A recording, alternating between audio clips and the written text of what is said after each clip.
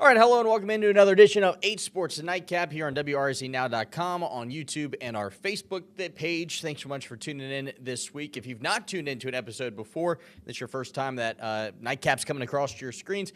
Essentially just kind of a recap and preview show of sports that's not just happened around here in RVA, but the nation as well. And there's, probably not been more national news than this week at all, as we have Super Bowl 59 kicking off this Sunday. And then, of course, some crazy NBA headlines, some of the craziest trades or craziest trade, I should say, and maybe NBA history. And we're going to dive into that with our guest today. And we're going to start off with the biggest story of the week, and that is, of course, Super Bowl 59. Before we bring in our guests, we also have to talk a little VCU basketball. They're in action tonight against LaSalle. That game will tip at 7 o'clock. We'll preview that matchup, give a quick score update, and then I got to head out of here and try to get over to Broad Street to bring you the highlights for tonight at 11 o'clock. So let's go ahead and jump right in and welcome in our guest, a blogger. Oh, that's our intern hanging out with us today. How do we get over to our buddy Carter Grimm, who's joining us today? Zoom double box. That works out a little better.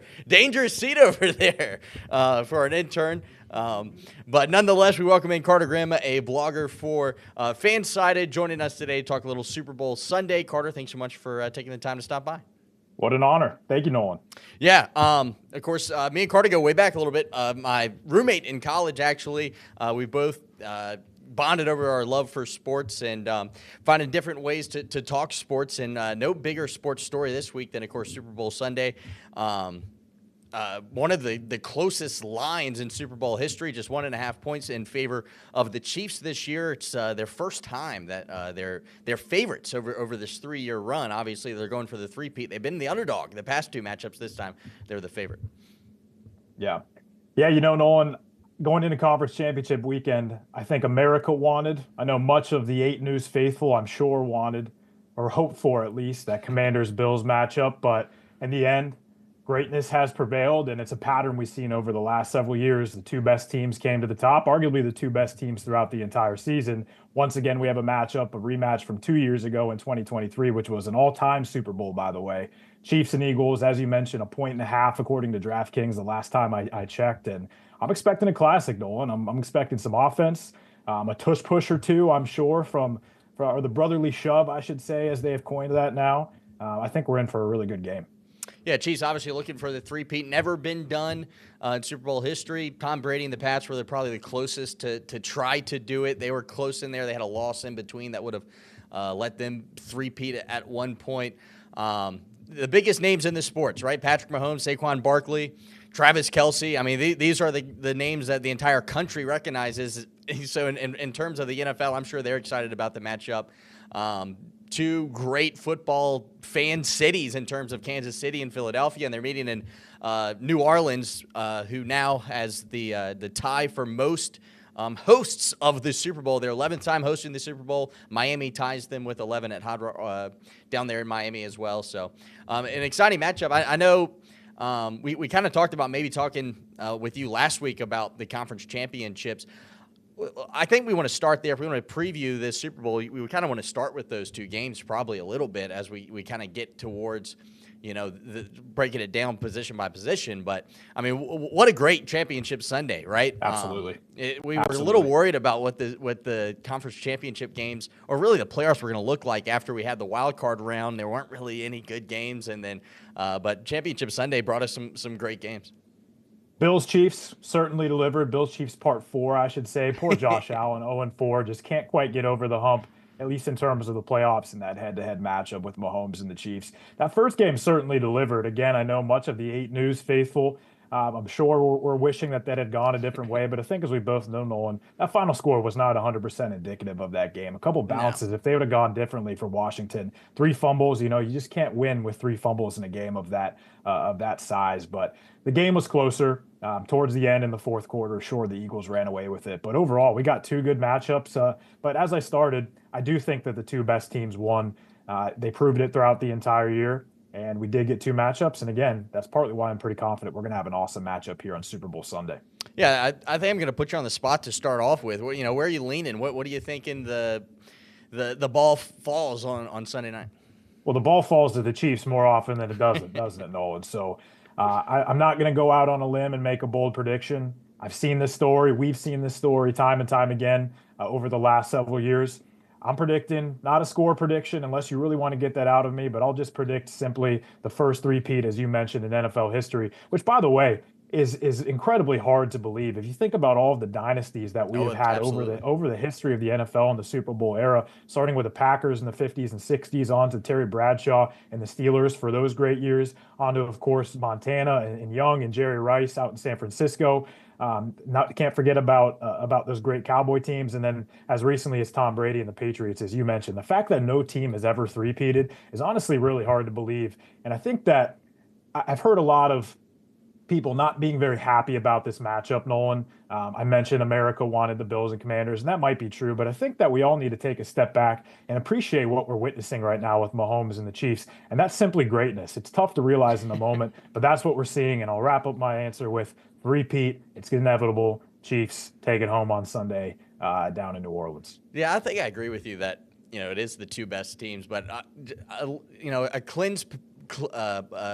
a palate cleanser I think would have been nice with Buffalo finally getting over the hump. It's almost the opposite of the early '90s with the Bruce Smith Buffaloes of getting to the Super Bowl and losing every time. Now they can't get past Patrick Mahomes. And I think what's interesting, you brought up a good point with the different Super Bowls and the fact that all these dynasties have not been able to three-peat. And the closest to do it probably is Tom Brady in New England. And I think there is some similarities between Kansas City and New England in terms of a great head coach, probably the best head coach, and Andy Reid, best head coach at that time, Bill Belichick, and Patrick Mahomes doing it with different talent. Right, Tom Brady, he had some scrubs sometimes in these Super Bowl games, and he was winning.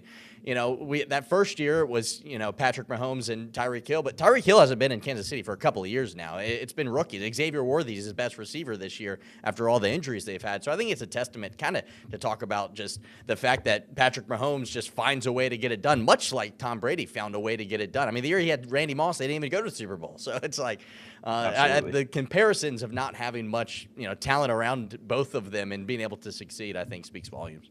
Absolutely. And let me just really quickly put what the Chiefs have done into perspective. It seems, Nolan, for much of our lives, the majority of our lives, that the Patriots were dominant year in and year out. And to some degree, that is true. However, it's easy to overlook and forget the Patriots went on a 10-year span during that stretch without a Super Bowl, 2005 to 2015. The Chiefs, this would be, if they win on Sunday, would be 4 Super Bowls in 6 years. So as quickly, which seemed impossible, by the way, several years ago, even as recently as a couple years ago when Tom Brady retired, that we'd be approaching this conversation about another dynasty that could even match or even surpass here in the near future what Tom Brady, Belichick, and the Patriots had done. But 4 and 6 years, even the great Tom Brady and Patriots team are not able to quite have that level of consistency. So again, we're witnessing greatness. I'm really looking forward to a great game. And one more time, my prediction, it's not bold. We're going with the Chiefs.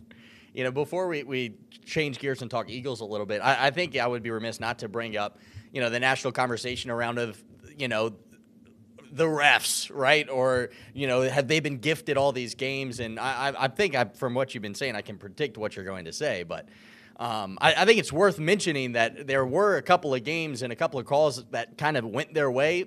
My argument would be that in any case, calls are going to have to go your way to get to the Super Bowl. That happens with every team, and it just, happens that the Chiefs are always a really good team, and they always seem to get a couple of calls. But I think every team has the ball bounce their way a couple of times, as you mentioned earlier.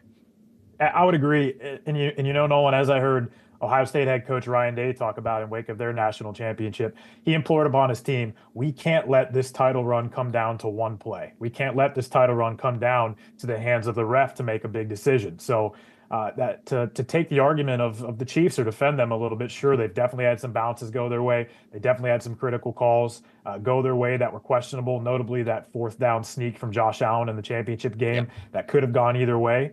But again, you got to convert there if you're Josh Allen. There's a lot of time left in that game too, even if they do convert there. Absolutely. So, but with that being said, it is true. It does seem that year after year, when the lights are the brightest and the refs are taking center stage, those calls do tend to go the Chiefs' way. But you mentioned it. I think if you look at any title run in any sport, really, you'd be hard pressed to find a team that didn't benefit from a big time call at least once or twice throughout that run. Yeah, before we change gears, what I think hurts the most as a fan of the NFL is just the fact that we haven't been able to see Josh Allen, at that next stage, at, the biggest stage. And I think that's what stinks the most. It kind of reminds you almost of Peyton Manning and Tom Brady, where, Brady was just the guy that just was the reason that that Peyton Manning could never get to that next step. And it feels that same dichotomy between Josh Allen and Patrick Mahomes. Yeah, we might be looking at Dan Marino 2.0 with Josh Allen. I hate to say it. Yeah, that's a good point. All right, let's talk Eagles a little bit. I think the biggest storyline coming into the season, Saquon Barkley to the Eagles. The biggest storyline throughout the season, how incredible Saquon Barkley was. The biggest storyline going into the playoffs, how do you stop Saquon Barkley? The biggest storyline from the NFC Championship game, first play of the game, Saquon Barkley to the house. He's been the best offensive player all season long. He's been incredible, and I think this Eagles team begins and ends with Saquon Barkley. Without a doubt, I'll add the biggest storyline for me in my household is why did I not draft him on any of my 4 fantasy teams, Nolan? Because he had would have helped you in my league, that's for sure. It would have helped you big time.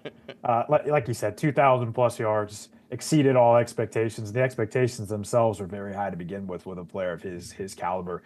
You mentioned it. I'm sure if we looked at the conversations going on the defensive side of the ball for the Chiefs right now, said Saquon. How do we game plan and stop him? Because nobody essentially has stopped him this year. And you mentioned last week against the Commanders in the conference championship game, the first carry, 2 cuts, spin move to the house. And we know watching the Eagles this year, they're going to feed him. They're going to get their running game going between Jalen Hurts and Saquon Barkley. Getting the running game going early on with Saquon, as I'm sure they're going to go to, will help open up that passing game for Dallas Goedert, A.J. Brown, and Devontae Smith notably. But the game plan, it's no secret. They're not going to hide it. I'm sure if you ask Sirianni, he would admit it right now to the world. We're going to give 2-6 a lot of carries on Sunday. And the Chiefs know it. Whether they'll be able to stop it or not remains to be seen. Yeah, I like you brought up Dallas Goedert, because when I was looking at the stats on the screen here are the playoff stats so far. Obviously, they're a little skewed, not so much for these two teams because some teams played 3 games, some played 2. But Dallas Goedert was, so far in the playoffs, has been the leading receiver for the Eagles, which I did not really realize watching the games. He's got 188 yards, a score, and then Devontae Smith, former Heisman Trophy winner, has been their go-to receiver. But it's been, the running game, I think, for both of these teams. Sometimes it's been the legs for Patrick Mahomes. It's been obviously the legs of Jalen Hurts. It's a really great matchup, I think, from start to bottom, from defense to offense. And I kind of want to bring up these lines a little bit because it's the 4th closest line in Super Bowl history, just 1.5 points to the Chiefs. The last time it was 1.5 points was Kansas City versus San Francisco back in 2020. And then just twice in NFL history, 2015 and 1982, was it a 1-point line. That 2015 line is New England and the Seattle Seahawks. But yeah, Super Bowl this Sunday. It's coming up. Do you have any favorite Super Bowl traditions? I was going to ask what's on your menu for this Sunday, Nolan. So I'll share mine. We're going to have a little potluck over here.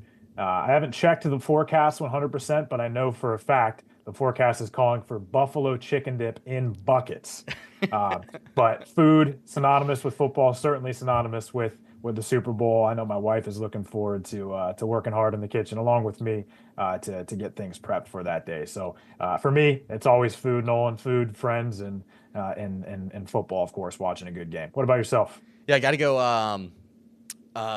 What's it called? Potato skins. Potato skins, double fried potato skins, bacon, green onions. I mean, come on. Sour cream on there. Doesn't get better, of course. Yeah, and then wings. I mean, how do you not have wings on Super Bowl Sunday? That's the biggest thing. All right, well, how about we go to NBA trade deadline a little bit, and because it's not every day that we talk trade deadline here. Or NBA for that matter, on local news. But when there's a story as big as this, Luka Doncic headed to the Lakers. It's a 3-team deal. I'll try to paint it out for our listeners here between the Lakers, Mavs, and Jazz. The Jazz, I don't really understand how they worked in this thing. They somehow managed to get 2 second-round picks and a first-rounder from this past draft. But the biggest storyline, the Lakers pick up Luka Doncic. Of course, led Dallas to the NBA Finals last year. They also pick up a 33-year-old Maxi Kleber, as well as a 35-year-old Markieff Morris. If you're not familiar with them, that's because not many people are. Kleber just plays 20 minutes a game. As for Dallas, you're wondering, okay, well, Luka Doncic is going to the Lakers. Dallas must have got an incredible deal for this. And I would respond with, they got NBA All-Star player, center, power forward Anthony Davis, Max Christie. You're wondering who that is. Well, he was a 2022 second rounder that's averaging just 8 points a game, and a 2029 first rounder. So somehow the Lakers got another generational talent and have found themselves in the center of the sports talk world, to the point where 8 News Live is talking about the Dallas Mavericks and the Los Angeles Lakers. And that, I understand that doesn't make any sense, but when you have a trade, I mean, it's probably the biggest trade in NBA history. I mean, it's nuts. What was your reaction when you saw it? Because I still can't really wrap my head around it. First of all, Nolan, as a fellow fan of a professional sports franchise with a notoriously incompetent front office, I have go Browns. I have no choice, first of all, but to sympathize with my new friends down in Dallas. So I first of all just wanted to get that out there. My immediate reaction, Nolan, was much like yours and much like the rest of the country. It sounds like was shock. I saw my phone lit up, and I said, Luka got traded. Okay, and to you, I thought, oh, to the Lakers. Is LeBron involved with this, right?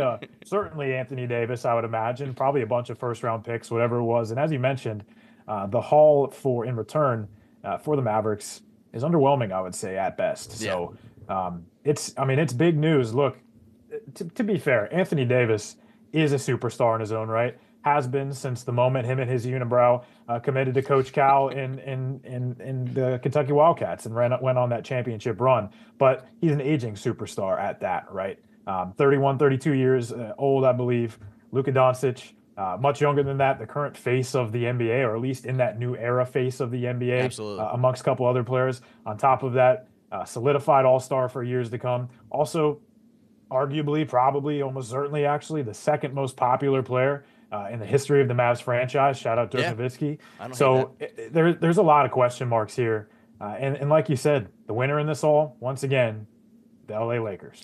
Yeah, somehow, not a big sports conspiracy guy by any means, but I mean, it's hard not to think about it at this rate when you have a trade like this that seems so one-sided to everyone in the business. It's not like you have half and half or even 60-40. I mean, I don't know if I've seen an argument that makes sense for why Dallas has done this, other than if it's just an ego build for the Mavs GM that he wanted to do something and he thinks that this is somehow going to propel Dallas to, NBA Finals championship this year. And if they get a championship this season, then, maybe it is worth it. But if that doesn't happen, I don't understand how it can make any sense in any world for that matter. But it's I did want to bring it up and talk about it a little bit. Yeah, absolutely. I mean, first of all, maybe to defend the Mavericks here a little bit, Luka has had some injury concerns. He's currently not playing. He hasn't played since Christmas. Missed a couple games each of the last season. But again, I mentioned AD being an aging superstar. He's missing games too. Last season was the first season, according to ESPN, that he'd played more than 60 games since 2019. So it's not like he's out there every single night either. Again, an aging superstar with some injury concerns. So if injuries, or maybe this injury that Luka currently has, maybe the Mavs know more than they're willing to put out there, it's tough to say. That's just speculation. As you mentioned, Nolan, there were some other parts in this trade. You mentioned a couple other names, Markieff Morris. Yep. I think the Mavs got a first-round pick in like 2062 or something like that. Yeah, they essentially got a freshman in high school, I think. Yeah, precisely. But at the end of the day, what this trade was, and like you said, I'm not sure how the Jazz are involved with this either. This more or less was AD for Luka Doncic, and that in and of itself is a head-scratcher. And the other thing I've been seeing, Nolan, is this sounds like the Mavs didn't do a lot of shopping with this. Yeah, I've seen that too.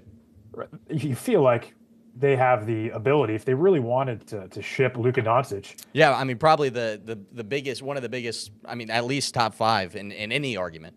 It seems like 29 other franchises would pick up the call if they at least wanted to entertain the idea of getting Luka Doncic. So not saying they rushed to decision here, but I'm saying they rushed to a decision here, Nolan. This seems a little sudden and maybe not all the way thought through on behalf of the Dallas Mavericks. The one thing that it has done, and props to the NBA, the ratings have been down. Things have not been going well. The playing game got horrible numbers. There hasn't been much talk about the NBA. If one positive of all of this is that everyone's attention has turned to the NBA, I think the first thing that I did was I was like, let me look at these standings real quick, because I'm notoriously don't really pay much attention to the NBA until definitely after the college football season, but until March. Around March Madness is when I think myself and the majority of the sports and entertainment world kind of starts to turn their attention to the NBA, and tell you one thing, they gave everybody a headline and something to talk about this week. Absolutely. Let me give you another stat here, Nolan. According to ESPN, Luka's 28.6 points per game average that he has thus far in his career is the highest for any player at the time he was traded since 1975, when the Bucks dealt one Kareem Abdul-Jabbar to, you guessed it, the LA Lakers. So I thought that was a great stat. 28.6% or 28.6 points, excuse me, per game in his career. No player since Kareem averaged more than that at the time of their trading. And again, Nolan, most of our conversation thus far and a lot of the reception has been about the Mavericks, but I do actually want to talk about the Lakers here a little bit. This is good for the Lakers. Clearly, that's the other side of this. I think we've been talking about bad for the Mavs, but I think through that means good for the Lakers. I got a question for you. Is Luka now the best player that LeBron has played with in his career? LeBron's had some great players, some Hall of Famers. Is Luka the best player that LeBron's had? I don't know. I think a counter argument would be Dwayne Wade when he went, that first year. Those with early Dwayne years in Wade. Miami. I mean, he was at the peak of his game. Early Kyrie. I mean, Kyrie's, he's aged pretty well. When he won the title with Kyrie, he was, kind of at the top of his game. I think those are the only arguments. I know Chris Bosh is, probably on a top 15 list for best center of all time. But, it's possible, and it's exciting to see them play together. Obviously he's had some time with a couple of other stars in the league, but those are the first two that come to my mind. What would you say? I think it's a toss up between Luka and prime D Wade, as you mentioned, or at least coming down from his prime that first year or two in Miami. Yeah, the first year, I think, as time progressed and he went back to Cleveland, I think things changed a little bit. But I did want to thank you so much for stopping by and chatting some ball with me, Carter. It's been fun. Absolutely. And Nolan, before I go real quick, I would actually like to offer a local spotlight, if you don't mind, for our friends here at 8 News and for some of our viewers. So, all right, what do you got? This is a surprise awesome. to me. Yeah, I know. I'm surprised you with this. Nolan, I would like to recognize the Hanover High School varsity girls basketball team, who came home with a big-time 53-47 win over Deep Run on Monday night. Well, according to Max Preps, by the way, Deep Run was ranked 4th in the Richmond metro area previous to that win. So great job, the ladies over there at Hanover High School, the Hanover Hawks, who improved to 12-4 in the season, and keep up the great work. It's an awesome win. Keeping it local for us. Basketball season's wrapping up. We got a couple of weeks left in the season, and then the start of March is when the state tournament begins, and we'll really ramp up our girls basketball coverage. But we got some good basketball around here. I'm not sure if you're familiar with John Marshall High School here in Richmond.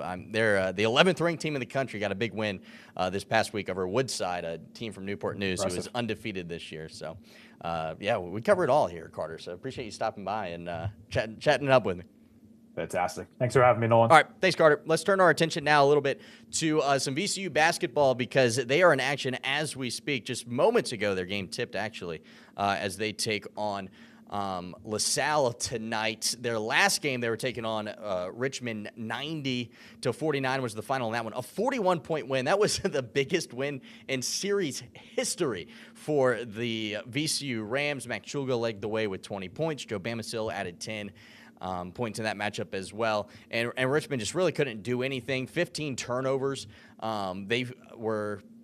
They forced UR into. They're averaging 16 a game. I mean, they're turning teams over at a ridiculous rate. And tonight they're taking on LaSalle at 7 o'clock. That game, I think, just got underway. They might have had some pregame stuff because it is nationally televised tonight on CBS Sports. Yeah, just tipped moments ago, still 0-0.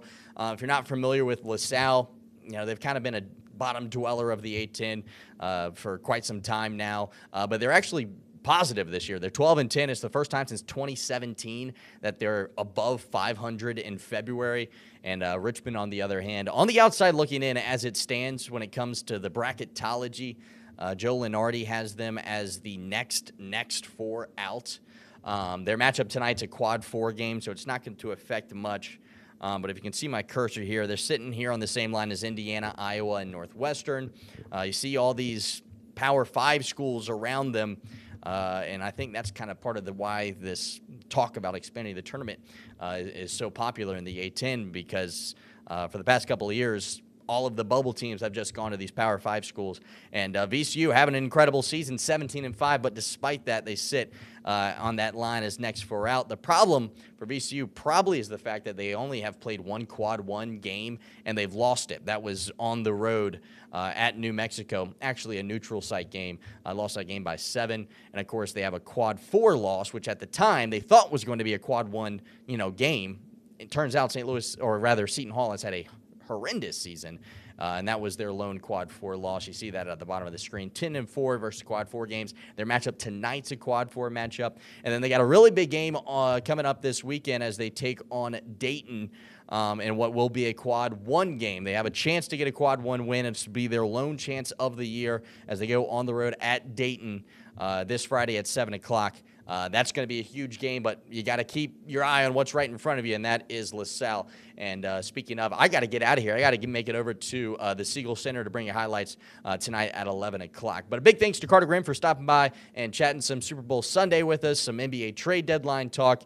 Luka Doncic to the Lakers. If you weren't paying attention to the NBA, now's the time to pay attention because that's caught the nation's attention, to say the least. But thanks so much for Carter. In terms of Super Bowl predictions, I think I'm going to have to agree with Carter and go with the Chiefs, but I think I'm going to be rooting for the Eagles. I'd like, for history, I'd like to keep this, hypothetical up in the air that a team could three-peat at any moment. But that's going to wrap things up for 8 Sports Nightcap. We'll see you tonight at 11 o'clock with full coverage of VCU's matchup against LaSalle. That matchup still 0-0, just tipped moments ago. Highlights tonight at 11. Good night, everybody. Have a good one.